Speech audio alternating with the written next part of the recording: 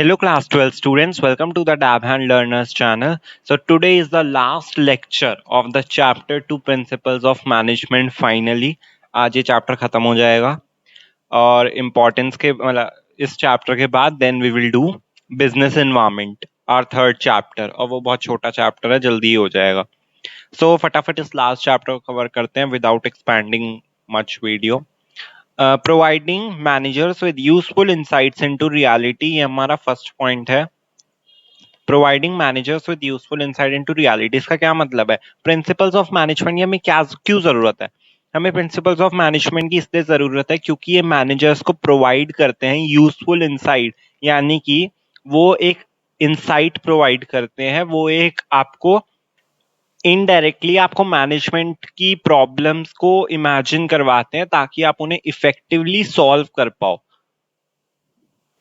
Definitely अब आप लोग 12th में आए हो और 11th की बिजनेस स्टडीज आए. मेरे को पता है लाइक 11th की बिजनेस स्टडीज में मैनेजमेंट तो नहीं होता, वो बिजनेस स्टडीज अलग होती है. लेकिन अब जो आप 12th की बिजनेस स्टडीज पढ़ रहे हो उसमें पूरी मैनेजमेंट से रिलेटेड ही है. तो अब जो आप ये मैनेजमेंट पढ़ रहे हो इससे आपका दिमाग थोड़ा बहुत तो मैनेजर की तरह यूज करता होगा ना. लाइक आप ये न्यू टर्म सुनते आ रहे हो, अभी आपको मार्केटिंग पढ़ाएंगे और आगे कंट्रोलिंग, प्लानिंग, स्टाफिंग आपको सब सिखाएंगे. तो एट लास्ट जब आप 12th के बाद पास आउट होगे ना तो आपका दिमाग थोड़ा मैनेजर की तरह सोचने लगेगा, क्योंकि बिजनेस स्टडीज में आपने सबको मैनेजमेंट के बेसिस पर ही पढ़ा है. अगर आपका बिजनेस में इंटरेस्ट रहता है तो ऑब्वियसली इकोनॉमिक्स में अगर आपका ज्यादा इंटरेस्ट होगा तो आप इकोनॉमिक्स की तरह ही सोचोगे. लेकिन अगर आप बिजनेस में आपका ज्यादा इंटरेस्ट है तो ऑब्वियसली आप थोड़ा बहुत मैनेजर की तरह सोचने लगोगे, जैसे कि इस चैप्टर को पढ़ने के बाद भी आप सोचने लग गए होंगे. क्योंकि जो प्रिंसिपल्स है हेनरी फ्योल के, तो वो तो बहुत जनरल प्रिंसिपल्स हैं और वो इतने इजी प्रिंसिपल्स है कोई भी उससे रिलेट कर पाएगा और उसके एग्जांपल्स भी बहुत इजी होते हैं. आई नो टेलर के थोड़े समझने थोड़े मुश्किल होते हैं बट इतने नहीं. बट हेनरी फ्योल के जनरली स्टूडेंट्स को ज्यादा सही लगते हैं. तो जो हेनरी फ्योल के प्रिंसिपल्स हैं या जो टेलर के भी प्रिंसिपल्स हैं वो मैनेजर्स को प्रोवाइड करते हैं यूजफुल इंसाइट, आइडियाज कि रियलिटी में अगर ये प्रॉब्लम आ जाए तो मैनेजमेंट को किस तरीके से प्रॉब्लम सॉल्व करनी चाहिए. एक थोड़ा सा आइडिया देते हैं, थोड़ा सा इमेजिन करवाते हैं कि ऑर्गेनाइजेशन में इस सिचुएशन, ये बहुत सारी सिचुएशंस है तो इसमें हम ऐसे सॉल्यूशन ढूंढ सकते हैं. एक इंसाइट प्रोवाइड करते हैं, इमेजिन करवाते हैं. लाइक अब मैंने भी आपको इतने एग्जांपल दिए हेनरी फ्योल के प्रिंसिपल समझाते हुए, तो आप भी थोड़ा बहुत तो समझने लग गए होंगे ना कि ऑर्गेनाइजेशन में इतने डिपार्टमेंट होते हैं, परचेज, सेल्स, मार्केटिंग, है ना. ये आपको पता लगने लग गया होगा धीरे धीरे. अब आप आगे और पढ़ोगे, आपके बेसिक्स और स्ट्रांग होते जाएंगे और उसके बाद आप एक इफेक्टिव मैनेजर के लिए तैयारी करना शुरू करोगे. तो अब इसके पॉइंट्स में हम डिटेल में पढ़ते हैं कि ये क्या है. adherence to these principles add to their knowledge and understanding of managerial situations and circumstances. ये प्रिंसिपल्स जो हैं वो नॉलेज में ऐड ऑन करते हैं, ठीक है, नॉलेज प्रोवाइड करते हैं. अंडरस्टैंडिंग ऑफ मैनेजरियल सिचुएशन, अब मैं आपको मैनेजर्स के एग्जांपल दे रहा हूँ, मैनेजर्स की तरह सोचने लगोगे तो जो मैनेजमेंट में, ऑर्गेनाइजेशन में जितनी भी कॉम्प्लेक्स सिचुएशंस आती है उसे एक अच्छे मैनेजर को कैसे एफिशिएंटली सॉल्व करना चाहिए उसकी अंडरस्टैंडिंग आपको आएगी. डिफरेंट डिफरेंट सर्कमस्टांसेस पता चलेंगे कि ऑर्गेनाइजेशन में क्या हो सकता है.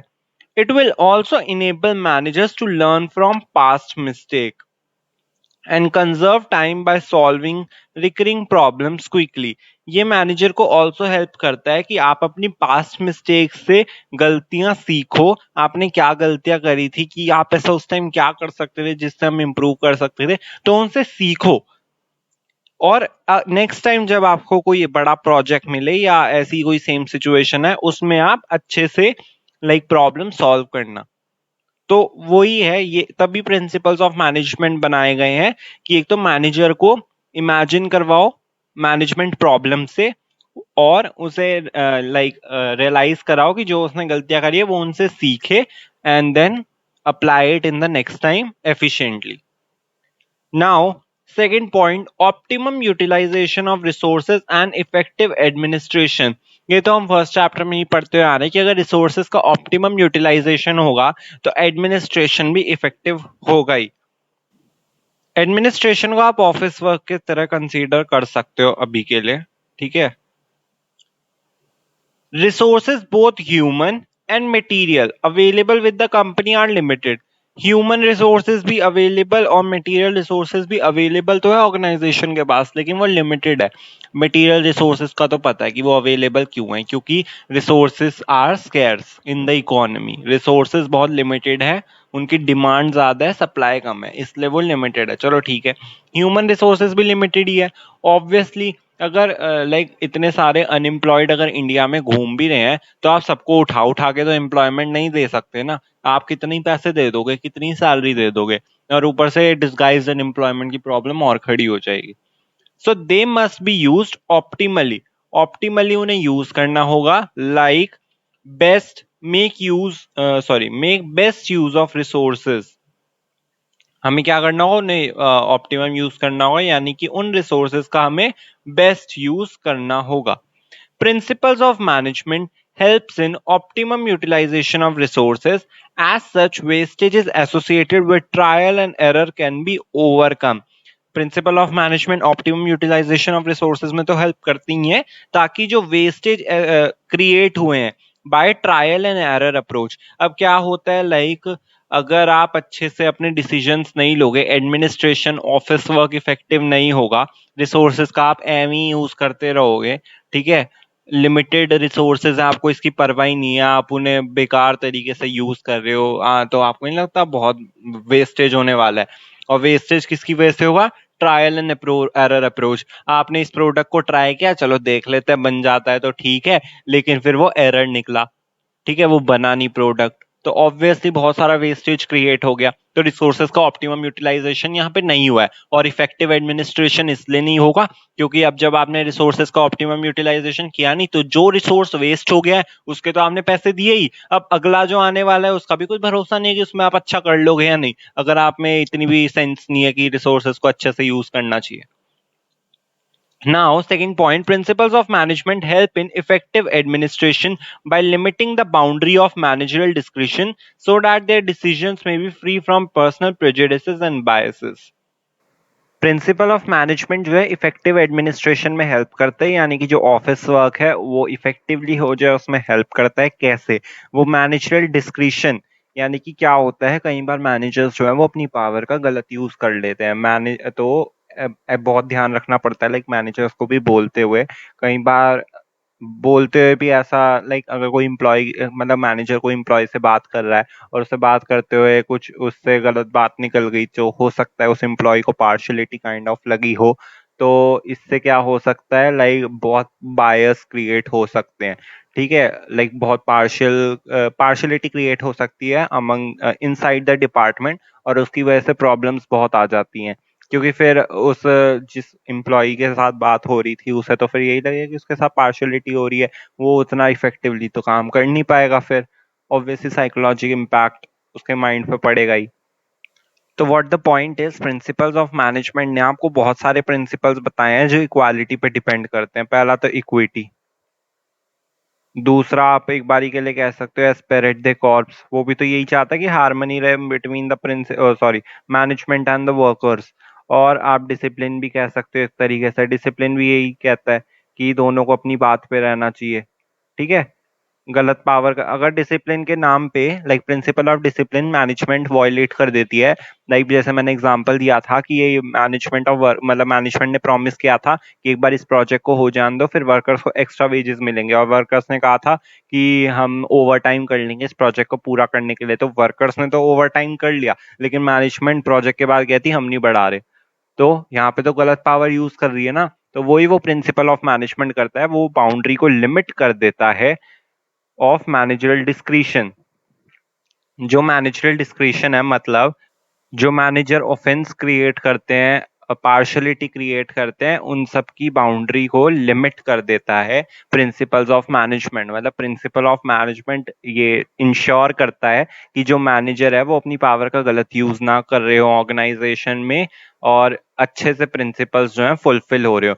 क्योंकि अगर यहाँ पे अगर मैनेजमेंट मना कर दिया मैनेजमेंट ने कि हम नहीं दे रहे तुम्हारे एक्स्ट्रा वेजेस, तो यहाँ पे डिसिप्लिन तो हो ही नहीं रहा ना फॉलो, फिर क्या, फिर तो कोई प्रिंसिपल यहाँ पे फॉलो ही नहीं हुआ. तो वही वो कह रहा है कि अगर प्रिंसिपल्स ऑफ मैनेजमेंट ऑर्गेनाइजेशन में फॉलो होते हैं तो ये बहुत अच्छी बात है कि मैनेजरल डिस्क्रिशन या कोई पार्शलिटी क्रिएट नहीं होती, और जो डिसीजंस होते हैं वो भी free from personal prejudices and biases. और कई बार ये भी होता है कि जो उनके डिसीजंस हैं वो अगर प्रिंसिपल ऑफ मैनेजमेंट इंश्योर हो रहे होंगे तो उनके किसी भी पर्सनल बायस पे डिपेंड नहीं करते होंगे। ऑब्वियसली हो सकता है कि एक डिपार्टमेंट में मैनेजर है, उसके नीचे 5 एम्प्लॉय है, जिसमें से एक एम्प्लॉय उसका रिलेटिव ही निकला हो, तो अब जब प्रमोशन की बारी आई उसने बस अपने रिलेटिव का प्रमोशन कर दिया, बाकी 4 का किया नहीं, और जबकि उस रिलेटिव ने कुछ काम नहीं किया था फिर भी। तो इस तरह की बातें जो है प्रिंसिपल्स ऑफ मैनेजमेंट इंश्योर करता है कि कुछ पर्सनल बायस ना हो ऑर्गेनाइजेशन में, ठीक है, और इफेक्टिव एडमिनिस्ट्रेशन हो, इसलिए इनकी जरूरत है प्रिंसिपल्स ऑफ मैनेजमेंट की। I hope I have made myself clear. कोई भी अगर डाउट हो ना, don't take tension, please ask in comment section. And if you also want that should I should change my teaching style, so you can also tell me that how should I change, and जिससे आप लोगों को समझ आए बोल देना, no issues. Third point is scientific decisions. Managers have to take number of decisions every day. The management principles enable the managers to approach various problems systematically and scientifically. हाँ, अब देखो, जो मैनेजर्स है वो दुनिया भर के डिसीजन लेते हैं हर दिन, ये तो आपको पता ही है। तो जो मैनेजमेंट प्रिंसिपल्स है वो इंश्योर करते हैं, इनेबल करते हैं मैनेजर्स को कि वो हर प्रॉब्लम को सिस्टमैटिकली और साइंटिफिकली अप्रोच करें। ऑब्वियसली प्रिंसिपल्स तो इतने बढ़िया बढ़िया बना रखे हैं इन लोगों ने कि differential piece rate system, standard sorry efficient और इनएफिशिएंट वर्कर्स के बीच डिफरेंस कैसे बताएं, और फिर टाइम स्टडी, मोशन स्टडी, हर चीज को कितना इन्होंने डीपली नोटिस कर रखा है। तो वो मैनेजर्स को फिर ये मैनेजमेंट प्रिंसिपल्स क्या ही प्रोवाइड करेंगे कि प्रिंसिपल्स हमने बना रखे हैं, हमने तुम्हें एक आइडिया भी दे दिया कि तुम्हें हर प्रॉब्लम को कैसे सॉल्व करना है। अब जब प्रॉब्लम आएगी तो अब तुम्हें कैसे सॉल्व करना है वो तुम सोचो, बाकी आइडिया तो हमने हर प्रॉब्लम का लिख के दे ही दिया है ना। तो सिस्टमैटिकली और साइंटिफिकली कैसे अप्रोच करना है ये मैनेजमेंट प्रिंसिपल ही मैनेजर को प्रोवाइड करते हैं। Management principles emphasize on logic rather than blind faith. आंख बंद करके कुछ भी मैनेजमेंट का प्रिंसिपल अप्लाई करने लग जाओगे तो कुछ नहीं होने वाला, कोई गोल अचीव नहीं होने वाला, क्योंकि जो प्रिंसिपल्स ऑफ मैनेजमेंट है वो लॉजिक पे ज्यादा डिपेंड करते हैं। वो चाहते हैं कि तुम लॉजिकली प्रॉब्लम को सोल्यूशन दो, ठीक है। हिट एंड ट्रायल तो बात की बात है, लेकिन पहले तुम ऐसा कोई ठोस कदम तो लो कि एटलीस्ट तुम्हारी एक ट्रायल में ही तुम्हारी प्रॉब्लम सॉल्व हो जाए। क्यों बार बार ट्राई करना है, हिट ट्राई करना है बार बार, क्यों अपने रिसोर्सेज वेस्ट कर रहे हो, क्यों अपना टाइम और एफर्ट वेस्ट कर रहे हो। तो इसलिए पहली बारी में ही ऐसा कुछ ढूंढो लाइक कि एक बारी में तुम्हारी प्रॉब्लम सॉल्व हो जाए। Management decisions are taken on the basis of principle that are free from prejudices and bias. और जो मैनेजमेंट के डिसीजंस है वो किस बेसिस पे लिए जाते हैं, जो प्रिंसिपल्स इक्विटी पे बिलीव करते हो, डिसिप्लिन पे बिलीव करते हो, एस्पेरेट द कॉर्स पे बिलीव करते हो, और जो लाइक वो डिसीजंस जो बिल्कुल किसी भी पर्सनल बायस पे डिपेंड ना करते हो, वो फ्री हो, लाइक कोई पार्शलिटी नहीं, कोई ऑफेंस नहीं। They are based on objective assessment of the situation. For example, Taylor's principle have always insisted on replacement of rule of thumb by the scientific approach. ये approach होगा, ठीक है। तो वो यही कह रहा है कि हर एक चीज का ऑब्जेक्टिव असेसमेंट करो, लाइक ये अगर हमने प्रिंसिपल लिया तो ये हमें किस तरीके से फायदा कर सकता है, दूसरा क्यों नहीं कर सकता, कुछ तो कमी होगी, तो ये सारा डिसाइड करो पहले से ही। हर जगह हिट एंड ट्रायल नहीं होता। टेलर ने भी यही कहा था कि रूल ऑफ थंब की जगह एक साइंटिफिक अप्रोच करो कि तुम्हारा एक बारी में ही तुम्हारा सोल्यूशन आ जाए, तुम्हें ज्यादा दिमाग लगाना पड़े ही नहीं, ठीक है। तो यही है मैनेजमेंट प्रिंसिपल का साइंटिफिक डिसीजंस कि क्यों जरूरी है management principle, to take scientific decisions. Scientifically एक बारी डिसीजन लो और काम खत्म करो, आगे बढ़ो लाइफ में। Now fourth point, meeting changing environment requirements. Management principles are flexible to adapt to dynamic environment. अभी मैंने आपको बताया था फीचर्स में कि मैनेजमेंट प्रिंसिपल्स फ्लेक्सिबल हैं। फ्लेक्सिबल है मतलब they can be modified by the managers, जब भी जरूरत होती है, लाइक इन्वायरमेंट में चेंज होता है तो उस इन्वायरमेंट के चेंजेस को अडेप्ट करने के लिए मैनेजमेंट प्रिंसिपल फ्लेक्सिबल होते हैं, मॉडिफाई हो सकते हैं, ऐसे कोई फिक्स रूल नहीं है लाइक न्यूटन के लॉ की तरह ग्रेविटेशन वाले कि अगर एक चीज ऊपर जाएगी तो नीचे आएगी आएगी, ऐसा कुछ नहीं है। मैनेजमेंट में ऐसे कोई प्रिंसिपल फिक्स नहीं है, ये बस एक आइडिया है, गाइडलाइंस है। Example, division of work principle extended to entire business, whereby companies are specializing in their core competency and divesting non-core businesses. हाँ, तो ये एग्जाम्पल बहुत इंपॉर्टेंट है और एक अच्छा एग्जाम्पल भी है कि जो डिवीजन ऑफ वर्क प्रिंसिपल है वो क्या कहता है कि इंटायर बिजनेस में जितने भी लोग हैं, पूरे बिजनेस में जितने भी लोग हैं उन्हें उनकी क्वालिटीज के हिसाब से तुम उन्हें काम डिवाइड कर दो। तभी तो बहुत सारे डिपार्टमेंट बन गए थे। लेकिन आजकल क्या हो रहा है, जो कंपनीज है ना अच्छी वाली या टॉप कंपनीज जो है वो कोर कॉम्पिटेंसी में स्पेशलाइज कर रही है। लाइक वो जिस चीज में अच्छी है उसमें वो स्पेशलाइज कर रही है। लाइक आपने सुना होगा बोस्टन कंसल्टिंग ग्रुप, है ना? तो वो किस चीज में अच्छी होगी? मोस्टली उसके नाम से ही पता चल रहा है, ऑब्वियसली कंसल्टिंग में। लेकिन उसके अलावा भी तो बाकी चीजों की उसे जरूरत होगी, फाइनेंस, मार्केटिंग हो सकता है ना? तो अब उसके लिए वो क्या करती है? Divesting non core businesses. Divesting non core businesses का मतलब है कि जो business activity like finance, marketing, है ना, ये सब। तो ये जो एक्टिविटीज हैं ये अभी बोस्टन कंसल्टिंग ग्रुप को तो जरूरी नहीं है। तो ये क्या करती है? उन एक्टिविटीज को आउटसोर्स कर देती है। आउटसोर्स मतलब किसी और एजेंसी को प्रोवाइड कर लेती है या किसी और एजेंसी को रिक्रूट कर लेती है कि हमारी फाइनेंस का काम, मार्केटिंग का काम तुम संभाल लो, ये एजेंसी हमारा फाइनेंस और मार्केटिंग का काम संभाल लेगी, ताकि हम सिर्फ कंसल्टिंग पे काम कर लें और हम उसमें स्पेशलाइज कर लें। Next is fulfilling social responsibility. Social responsibility को फुलफिल करने के लिए भी प्रिंसिपल्स ऑफ मैनेजमेंट की जरूरत होती है। Management principles have evolved in response to the demands of the public. Management principles evolve हुए हैं ताकि वो पब्लिक की डिमांड को मीट कर पाए। Interpretation of the principles also assumes newer and contemporary meanings with the change in time. Time के साथ साथ जो प्रिंसिपल्स होते हैं उनकी जब हम अंडरस्टैंड करते हैं, उन्हें जब हम इंटरप्रेट करते हैं तो उनके कहीं और मतलब भी निकल आते हैं। लाइक अब पहले का टाइम था जब लेबर इंटेंसिव टेक्निक ही होती थी, कुछ टेक्नोलॉजी वगैरह तब नहीं आई थी, है ना? लेबर इंटेंसिव टेक्नोलॉजी थी। लेकिन अब क्या हो गया है? अब मॉडर्न टेक्नोलॉजी आ गई है। तो ऑब्वियसली अब हम अपना जो प्रिंसिपल अभी हमारे हैं ये मॉडर्न टेक्नोलॉजी के हिसाब से। बट जब लेबर इंटेंसिव टेक्नोलॉजी होगी तब उनकी भी कुछ टेक्निक्स होंगी और उनके भी कुछ नए नए प्रोसेस होंगे, उनके भी नए नए नाम होंगे। लेकिन अब जब सारी चीजें लेबर इंटेंसिव की जगह मॉडर्न टेक्नोलॉजी में चेंज हो गई है तो अब जो प्रिंसिपल्स जो बना रखे हैं हेनरी फ्योल ने, टेलर ने, उनका मीनिंग अब हम नए तरीके से देख रहे हैं। प्रिंसिपल्स का इंटरप्रिटेशन जो है वो न्यूअर एंड कंटेम्प्ररी मीनिंग बन चुका है, नए मीनिंग आ चुके हैं टाइम के साथ साथ। लाइक पहले जब हम उन्हें इंटरप्रेट करते थे, पहले जब हम उन्हें अंडरस्टैंड करते थे तो in respect to labour intensive technology के बेसिस पे लाइक समझते थे, अंडरस्टैंड करते थे। लेकिन अब जब मॉडर्न टेक्नोलॉजी आ गई है तो अब हम प्रिंसिपल्स को उसके बेसिस पे समझते हैं।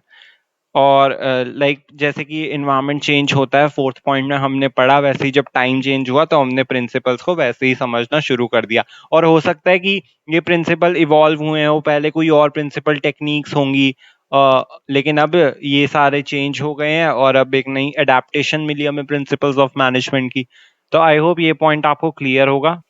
बेसिकली इस पॉइंट का मतलब ये है कि अगर टाइम चेंज होता है तो आपको सोशल रिस्पॉन्सिबिलिटी फुलफिल करनी है, क्योंकि ऑब्वियसली इकोनॉमी में आपको अपनी ऑर्गेनाइजेशन खोलने के लिए लैंड मिल रहा है, लेबर मिल रहा है, कैपिटल मिल रहा है, ठीक है। और लेकिन अब जब आपको अब एक सोसाइटी दे रही है, इकोनॉमी दे रही है, तो आपको एट लास्ट इकोनॉमी को भी तो कुछ देना पड़ेगा ना। तो उन सोशल रिस्पॉन्सिबिलिटी को फुलफिल करने के कैसे करोगे? उन सोशल रिस्पॉन्सिबिलिटी को फुलफिल अपना प्रोडक्ट कैसे बनाओगे, मार्केट तक कैसे पहुंचाओगे? ऑब्वियसली प्रिंसिपल्स ऑफ मैनेजमेंट में। और प्रिंसिपल ऑफ मैनेजमेंट अगर पुराने जमाने के होंगे, इस जमाने में यूज ही नहीं आते तो उसका क्या फायदा? तो टाइम के साथ, सोसाइटी के साथ अगर चलना है तो उन प्रिंसिपल्स को अभी के टाइम के हिसाब से ही इंटरप्रेट करना होगा, अंडरस्टैंड करना होगा। बेसिकली शॉर्ट में इसका मतलब ये है। तो आई होप अब आपको समझ आ गया हो। कोई भी डाउट हो फिर भी कमेंट सेक्शन में पूछ लेगा। Comment section is open for you. Management training, education and research, last point. Management principles are used as a basis for management training, education and research. जो मैनेजमेंट प्रिंसिपल्स है वो use होते हैं as a basis for management training, education, research. जो हमारे जो principles of management है, भले ही फ्योल के हों, टेलर के हों, वो मैनेजमेंट ट्रेनिंग में भी यूज होते हैं, एजुकेशन और रिसर्च के पर्पस के लिए भी यूज होते हैं। Management aptitude test could not have been developed without an understanding of management principles. अगर मैनेजमेंट प्रिंसिपल्स नहीं होते, उन्हें नहीं पढ़ाया जाता, तो जो हमारा कॉन्सेप्ट निकल कर आया है इंटरव्यू में, रिक्रूटमेंट प्रोसेस में, मैनेजमेंट एप्टीट्यूड टेस्ट का, वो डेवलप नहीं हो पाता। ये अभी जब आप स्टाफिंग पढ़ोगे तो आपको बहुत सारे टेस्ट पढ़ने, मतलब लाइक रिक्रूटमेंट प्रोसेस में क्या होता है, किन किन तरह के टेस्ट होते हैं, वो सब बताए जाएंगे। They are used for education purpose also. Professional courses such as BBA, MBA also teach these principles as a part of their curriculum. ये एजुकेशन पर्पस के लिए भी यूज होते हैं। प्रोफेशनल कोर्सेज जितने भी है, बीबीए, एमबीए, जो आप 12th के बाद शायद करने जाओ, ये और ये प्रिंसिपल्स पढ़ाते हैं as a part of their syllabus. Management principles enable refinement of management practices as well as development of new management techniques. For example, operation research, Kaizen, etc. techniques have been developed due to further research on these principles. बहुत research करने के बाद इन principles पे, पहले operation research, केजन, ये जितनी भी techniques होती थी, और भी बुक में बहुत सारी टेक्निक्स लिखे हैं, आप एक बार बुक रीड करना। तो आप जब इनकी जब बहुत रिसर्च हुई, तो ये रिसर्च करने के बाद ही ये मैनेजमेंट प्रैक्टिसेस जो आपको बुक में देखने को मिल रही है वो डेवलप हुई, और मैनेजमेंट प्रिंसिपल्स डेवलप हुए। तो जो मैनेजमेंट प्रिंसिपल है वो एजुकेशन, ट्रेनिंग और रिसर्च के लिए भी यूज आते हैं। बेसिक मतलब इसका ये है। सो आई होप आपको ये सब क्लियर हो गया होगा। वन थिंग, वैसे तो आप लोग बहुत मेच्योर हो और समझ ही गए होंगे, बट जो मैं आपको एग्जांपल्स देता हूँ रिलेटेबल वाले, लाइक क्लास टीचर वाला एग्जांपल, और जितनी भी आपकी लाइक डेली लाइफ में जो एग्जांपल है जिन्हें मैं मैनेजमेंट के साथ रिलेट करता हूँ, don't write them in your answer sheet. Okay, answer sheet में बस आप वही लिखना जो मैंने यहाँ अपने नोट्स में टॉपिक वाइज कर रखा है, ठीक है। और ये नोट्स मैंने स्पेशली बोर्ड एग्जाम्स के लिए बनाया। अगर आप इससे पढ़ते हो तो लाइक 90% तो आपकी तैयारी हो गई अगर आपने ये नोट्स कर लिए। तो 10% की गारंटी मैं इसलिए नहीं ले सकता क्योंकि वहां पर आते हैं 1 मार्कर्स, एमसीक्यू या फिल इन द ब्लैंक्स या जो भी होते हैं, और वो 1 मार्कर्स आते हैं बुक में से। जैसे कि अभी ये जो टेक्निक्स हैं, हो सकता है कोई इसकी जगह दूसरी टेक्निक आ जाए, तो वो आपको बुक में ही मिलेगी। तो please refer book also to score 100 on 100। So I hope आपको ये चैप्टर पूरा समझ आ गया होगा। नहीं भी आया तो please ask in comment section क्या नहीं आया। I will like solve it in a different doubt session, या अभी हम इसकी एक एमसीक्यू सीरीज भी करेंगे तो उसमें I can cover it. If you liked my lecture, please like, comment, share and subscribe my channel. Last के 4-5 पेजेस के जो नोट्स हैं, I will upload it on my link tree on my Instagram page. And please subscribe my channel, hit the bell icon so you will get notified every time. Thank you so much. Have a nice day. Bye bye. Now we will do business environment from Monday. Thank you so much.